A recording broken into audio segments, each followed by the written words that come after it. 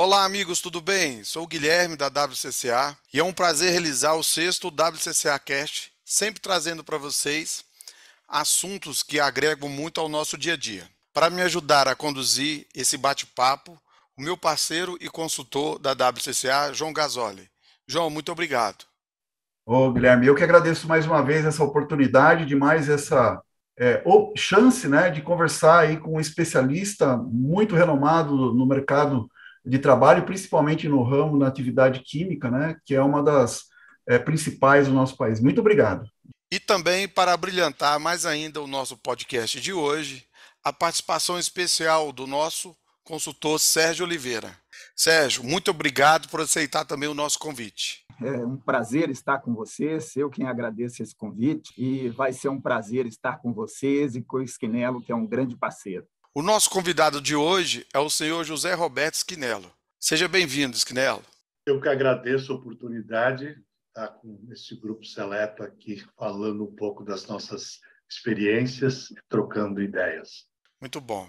Amigos, eu vou ler um pouquinho aqui a bio do Esquinelo para que vocês possam conhecer um pouco ele melhor, tá bom? Hoje, o Esquinelo, ele é coordenador da comissão de negociação do Grupo 10 Químicos de São Paulo. É administrador de empresas com especialização em RH pela Fundação Getúlio Vargas, advogado e pós-graduando em Direito e Processo do Trabalho pela FMU, consultor empresarial com experiência de 45 anos em relações trabalhistas, sindicais e recursos humanos. Atualmente, representa o Sindiplast, o CIACESP e o Simprefert na SEAG 10. E hoje o tema será boas práticas nas negociações sindicais na categoria. Bom, devidamente apresentado a todos, João, eu passo a bola para você. Legal, Guilherme, obrigado mais uma vez, Esquinelo, pelo convite, por ter aceito esse convite.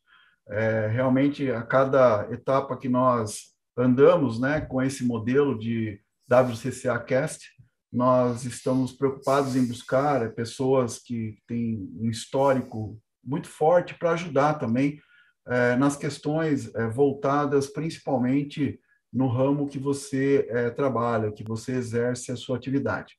Bom, nós sabemos, né, que na categoria dos químicos, que é uma das mais antigas existentes no Brasil, e que tem uma excelente representação patronal no estado de São Paulo, e principalmente também em outros estados brasileiros, né, que os químicos estão por todo o Brasil, e é uma atividade essencial para a produção brasileira, que passa a se desenvolver e possa se desenvolver e crescer. Dessa forma, eu gostaria, se possível, de um breve resumo da representação patronal e de quantos sindicatos essa representação patronal ela representa. Quantos empregados, mais ou menos, né, são representados junto às empresas e que são beneficiados com os instrumentos coletivos negociados por a sua entidade. E também, é claro, se isso for possível, como é que isso está estruturado, esse setor, e como é que é a responsabilidade nas negociações sindicais no sindicato patronal. Se existe alguma comissão, se o patronal desenvolve alguma atividade em forma de comissão para a preparação dessas negociações. A pergunta foi um pouco extensa, mas eu acho que, em resumo, entender um pouco a estrutura do Sindicato dos Químicos e se dentro dessa estrutura existe uma comissão, uma forma diferente de tratar as questões nas negociações sindicais junto aos sindicatos laborais. Perfeito, João. Vou invocar aqui a ajuda do Sérgio, que está com a gente faz muito tempo, na medida em que eu for falando. O setor químico do Estado de São Paulo, e eu vou falar do Estado de São Paulo, ele está dividido legalmente na estrutura do Grupo 10 da CLT, com aproximadamente 16 segmentos patronais. Desses 16 segmentos patronais, hoje, nós estamos estruturados nesta negociação representando 10 segmentos patronais. Iniciamos lá em 1979, quando foi criada a Comissão de Estudos e Assessoria do Grupo 10, a SEAG-10, com os 16 segmentos. Por alguns motivos particulares, um ou outro segmento mudou a database e negocia hoje separadamente. Mas, notadamente, o setor farmacêutico, o setor do álcool, etanol e o setor de fabricação de produtos de limpezas. E outros 3 segmentos que saíram por não ter grande representação no Estado de São Paulo. E esses segmentos patronais, representados pela SEAG-10, eles negociam com uma bancada composta por 2 federações. Essas 2 federações são a FETIQUIM, a Federação dos Trabalhadores nas Indústrias Químicas da CUT, que representam 7 sindicatos no Estado de São Paulo e aproximadamente 170 mil trabalhadores diretos. Esse número já foi cerca de 230 mil hoje. Os últimos números dão conta aí de que está em 170 mil trabalhadores diretos. E a FECINFAR, a Federação dos Trabalhadores nas Indústrias Químicas e Farmacêuticas do Estado de São Paulo, que representam aproximadamente 150 mil trabalhadores. E vem para a mesa representando 32 sindicatos, majoritariamente ligados à força sindical. As negociações se davam de início com 2 bancadas e, por vezes, 3 bancadas separadamente, e de alguns anos para cá, as 2 federações, mesmo considerando suas veias políticas diferentes, resolveram, para a negociação, vir uma bancada só, e a gente tem negociado com 2 representações, com 2 bancadas, mas numa mesa só. Não sei se me fiz entender. E o nosso lado está organizado com representantes indicados por esses 10 segmentos patronais. Esses representantes formam, então, a SEAG-10, que é a Comissão de Estudos e Assessoria do Grupo 10, reuniões mensais, ordinárias, para discutir assuntos econômicos, para discutir assuntos de relações trabalhistas e sindicais, cenários sindicais, tudo isso voltado sempre para assessorar sindicatos patronais que, por sua vez, desdobram esse assessoramento e essas informações feitas para suas empresas associadas. Na reunião do mês de agosto, os 10 sindicatos, os representantes desses 10 sindicatos, elegem uma comissão de negociação, da qual eu tenho sido coordenador nos últimos anos, e esta comissão recebe a delegação, a autoridade de cada uma das assembleias patronais para negociar em seu nome, e, uma vez findar a negociação, tendo uma proposta final, esta proposta volta para cada um dos sindicatos patronais deliberarem em suas respectivas assembleias. Se me permite, acho que é muito importante a gente destacar o papel da SEAG-10, né? Onde a gente tem a participação dos representantes das empresas, e toda a indústria química do Estado de São Paulo pode ter o seu representante participando com a gente destas reuniões mensais, assim como aqueles que são indicados pelo sindicato patronal, fazendo parte dessa comissão negociadora, e que leva o setor químico a manter esses 10 sindicatos patronais ao longo desses anos todos, né? E não se desfez, como muitas categorias econômicas que a gente conhece, em sua maioria, negociavam dessa forma e acabaram se desfazendo e se separando. O SEAG-10 ainda tem uma união muito forte desses 10 sindicatos. E importante também que, ao longo desses anos, e já são bastantes, a gente vem chegando ao final a um acordo, uma convenção coletiva, assinando uma convenção coletiva, e há muito tempo a gente não tem um dissídio coletivo na categoria, o que traz um conforto muito grande para as empresas do segmento e reforça muito esta representação dos profissionais da SEAG. Perfeito, Sérgio. Muito boa a sua intervenção. Legal, legal. Aproveitando também essa sua colocação, Sérgio, só assim, o Schinnello falou que esse grupo ele foi formado a partir de 1979, e você aqui falou que tem um pouquinho mais de 35 anos. Eu posso entender, então, que você também já fez parte desse grupo em alguns momentos ou desde 79, não querendo entregar a sua idade, claro, né? Esse não é o Eu objetivo. vou falar Nem muito eu de estou data. desde 79 lá. Eu não vou entregar muita data, não, mas eu já estou por lá tem uns 30 anos. Eu, como Schinnello, seguimos no grupo. Esse grupo tem algumas comissões, que é uma comissão jurídica, que é uma comissão de cenário, que é uma comissão econômica, uma Econômica. comissão de Legal. eventos, e alguns anos eu comandei a comissão econômica. E é bom que o grupo vai se renovando, novos representantes de empresas. Hoje a gente já vê mais comumente mulheres fazendo parte da área de relações trabalhistas sindicais, que eu e Schinnello acredito lá quando a gente, anos 80, a gente não tinha ninguém. Nós temos sempre o suporte da Fiesp, através do DESIM, que participa com a gente dessas reuniões e dessas negociações.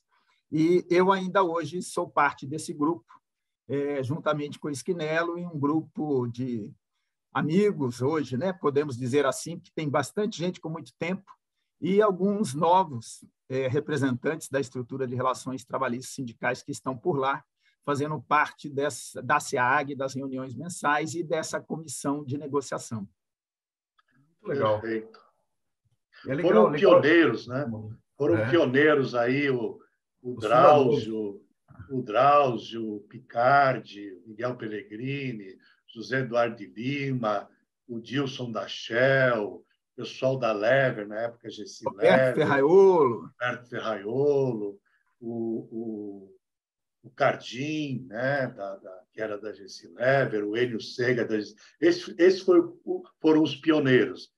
Nós viemos depois para dar um impulso aí. Tendo o privilégio de aprender com muita gente boa.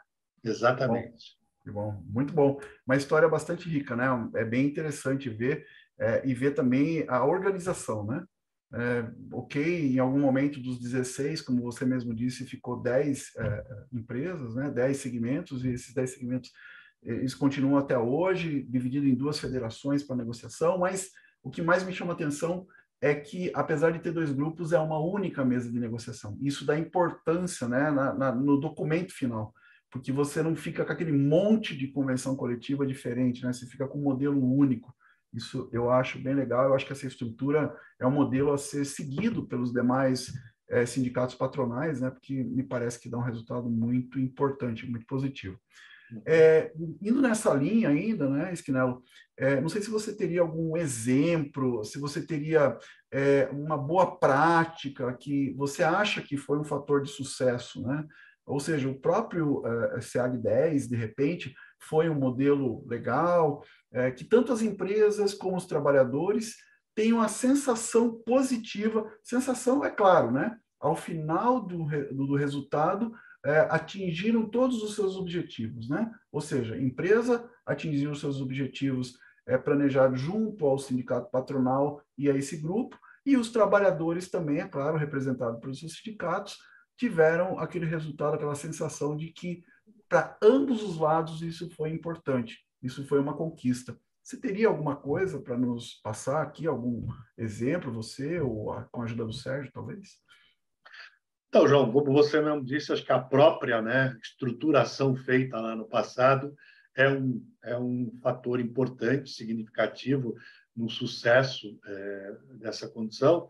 E, mais que isso, o modus operandi implementado desde então nas negociações é que tem sido um fator relevante de sucesso. E só para citar alguns pontos, por exemplo,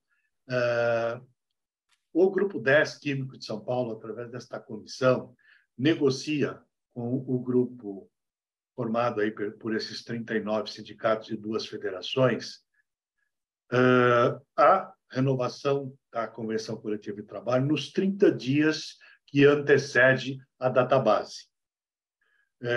Nunca esta comissão sentou após o último dia útil do mês anterior à database. Então, esse é um fator de sucesso. Por quê?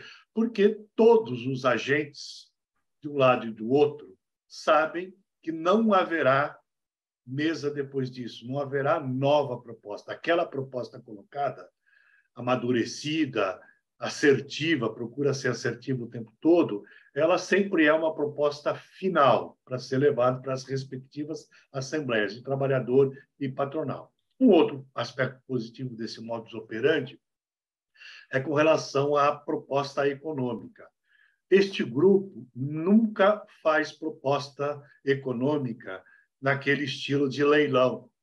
Ele sempre amadurece uma proposta econômica para que ela seja, como eu disse anteriormente, assertiva e coloca como proposta final no último dia útil do mês que antecede a database. Então, acho que esses são alguns pontos que eu refuto como positivo e que trouxe, não foi fácil, não é fácil construir dessa maneira, mas ao longo dos anos acabou trazendo credibilidade. Eu acho que é a palavra, uma das palavras mais importantes do processo negocial, credibilidade. E este processo, essa forma de fazer, e os agentes que estão ali trouxeram credibilidade para essa negociação. E isso fez com que as partes, nunca foi um mar de, nem sempre foi um mar de rosas, ainda não é, mas já está muito melhor. Tivemos percalços bastante grandes aí ao longo do caminho, mas hoje a gente tem uma relação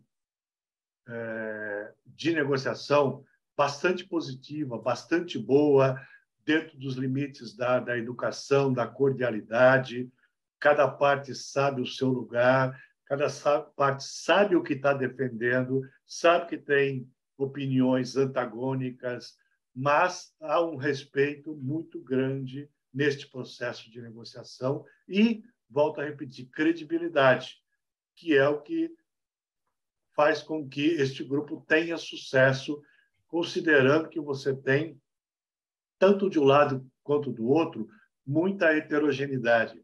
Você tem do lado patronal um Sindplast, com 5.000 empresas no estado de São Paulo, com 90% dessas 5.000 empresas com até 30 empregados.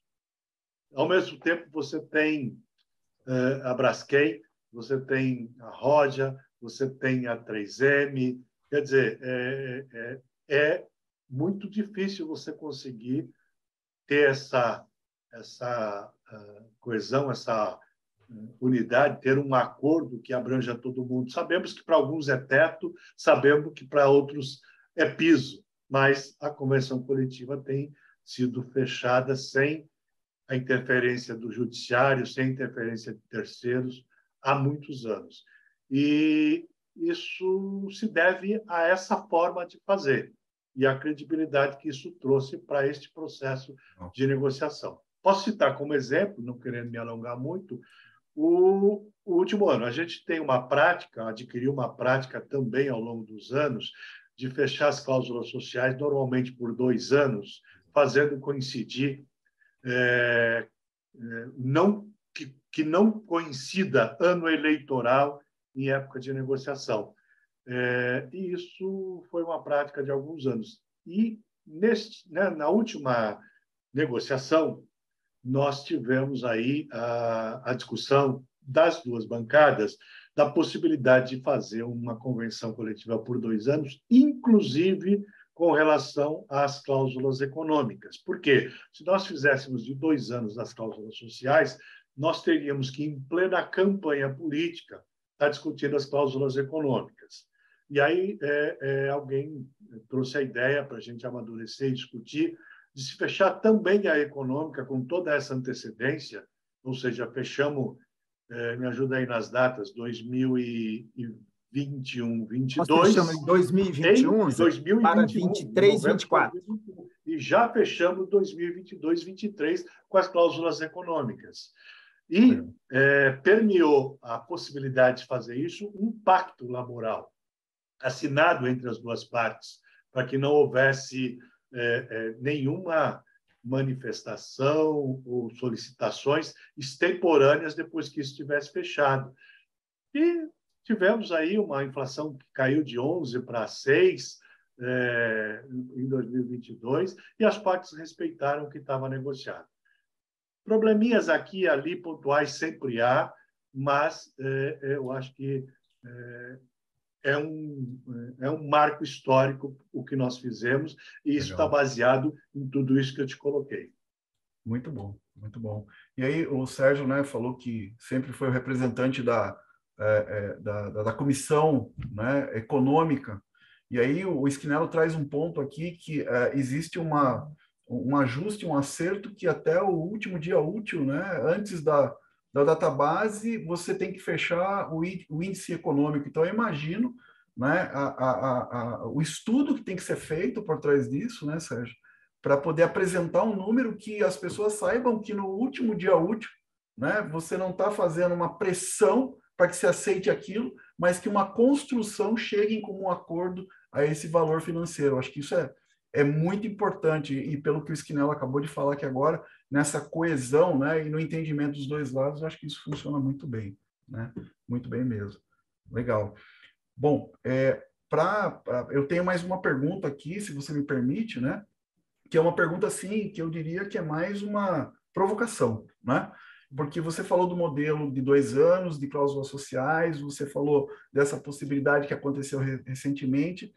Em outras categorias, a gente vê que mesmo o patronal fechando acordos específicos, né, por períodos específicos, e com garantias, resultados financeiros planejados, né, fecha a convenção coletiva, aplica-se o percentual na database, e aí pode ocorrer que algum sindicato vá em determinada empresa e vai lá querer negociar algo a mais, um aumento real, um percentual maior. Isso acontece na categoria dos químicos, porque em algumas categorias, em algumas regiões das categorias metalúrgicas, isso é muito comum acontecer, né? Então, eu gostaria de perguntar para você, mais em tom mesmo de provocação, se todo o trabalho que vocês fazem, ele finaliza e acabou, ou tem ainda uma coisa ou outra que alguém vai tentar tirar um pouquinho mais de determinadas empresas dentro dos grupos? Ô, João, como eu disse na pergunta anterior, nem sempre foi um mar de rosas. Nós já tivemos essa incidência muito maior. Confesso a você que dos 39 sindicatos de trabalhadores que eu estou falando, nós provavelmente tivemos maior incidência desse tipo de coisa em 2 sindicatos, talvez um terceiro aí.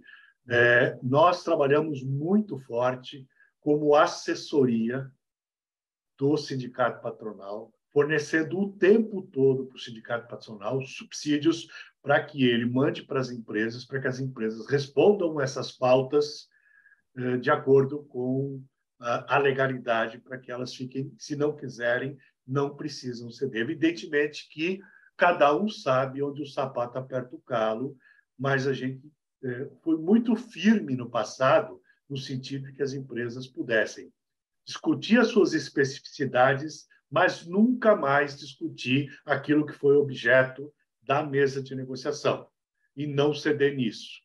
Tivemos períodos em que algumas empresas começaram a ceder, depois pediram um socorro para nós tivemos, inclusive, que fazer reuniões locais para trazer de novo essas empresas para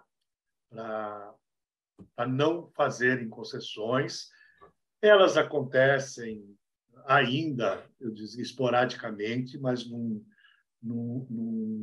movimento, num nível menor do que acontecia. O pessoal se acostumou bem a discutir as suas especificidades e não atender pautas que digam respeito àquilo que já foi, principalmente aumento real, aumento de salário, aumento de PLR, coisas do gênero, mas nós não estamos livres disso ainda, quer dizer, ainda acontece. Neste ano, neste último período, nós tínhamos uma preocupação muito grande com isso, porque nós assinamos um pacto, nós convencemos o lado patronal, eles convenceram o lado dos trabalhadores a assinarem com tanta antecedência uma convenção coletiva que previa um reajuste de INPC para o primeiro período e um reajuste de INPC para o segundo período.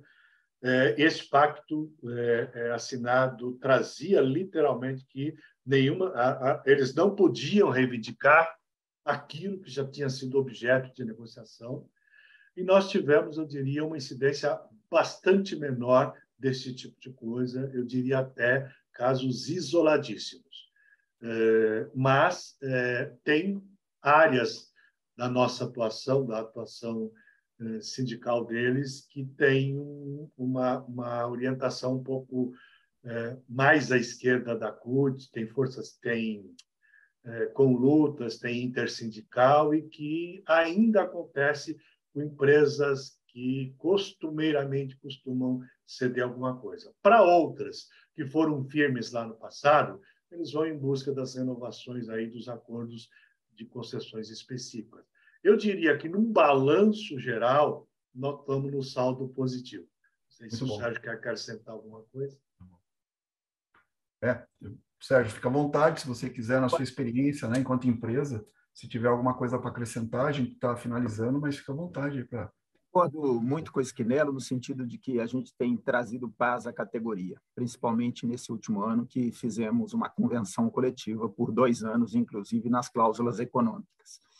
Acho que hoje nós temos muito mais discussão com as empresas e os sindicatos, com pautas específicas, com acordos de turno e outros acordos que eles possuem, e tem reduzido bastante a questão de negociar o índice depois que está fechado.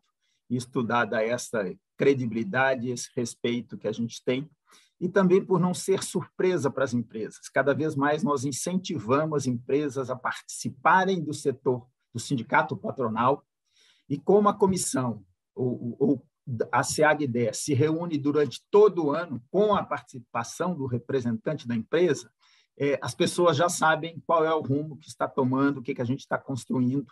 Não é uma comissão de negociação que se reúne apenas na véspera da database para negociação. E só fazer aqui um cumprimento, João, nós falamos aqui da Comissão Econômica, vale lembrar que hoje ela é conduzida pelo Lopes, muito bem, já faz alguns anos, e a gente vai renovando esses profissionais, e tem sempre gente muito boa para nos ajudar na comissão negociadora. Muito bom. A comissão jurídica capitaneada pelo doutor Enio, capitão de cenário, a subcomissão de cenários pelo Brunini, pelo Velasco, e a comissão de eventos pelo Brunini. Muito bom, muito bom. É um grupo forte, um grupo de nomes e pessoas assim de peso, né? Haja vista a presença de vocês aqui, um coordenando esse grande grupo e um representando uma dos grupos. Guilherme, da minha parte, eu estou satisfeitíssimo. Eu acho que a gente teve uma aula aqui hoje de negociação sindical no modelo patronal, né? E principalmente os desafios que foram apresentados e foram conquistados aqui. Eu estou muito satisfeito, aprendi bastante, anotei muita coisa aqui. Gostaria de agradecer mais uma vez essa oportunidade. Passo a palavra para você, Guilherme. Um abraço aí e fique à vontade para fazer aí as honras aí dos nossos convidados agora. Eu acho que a palavra que a gente pode usar aqui nesse podcast de hoje é enriquecedor, né? Foi enriquecedor. Eu gostaria de expressar a minha gratidão aqui a todos que participaram e contribuíram para o sucesso desse WCCA Cash aqui de hoje. Em primeiro lugar, eu quero agradecer o nosso convidado, Schinnello, por compartilhar seu conhecimento e experiências valiosas, enriquecendo esse WCCA Cash. Agradeço também o João Gasoli e o Sérgio, cuja ajuda e a colaboração foram essenciais aqui para a realização desse projeto. Sua contribuição aqui no planejamento, desenvolvimento, produção do podcast aqui foi muito apreciada. E não posso deixar também de mencionar a Globocine, né, que generosamente nos apoiou aqui na gravação do vídeo, garantindo aí a qualidade visual e sonora que tornou esse projeto ainda mais impactante. Juntos conseguimos aqui criar um podcast memorável, eu acho, enriquecedor para os nossos ouvintes. Eu quero só agradecer.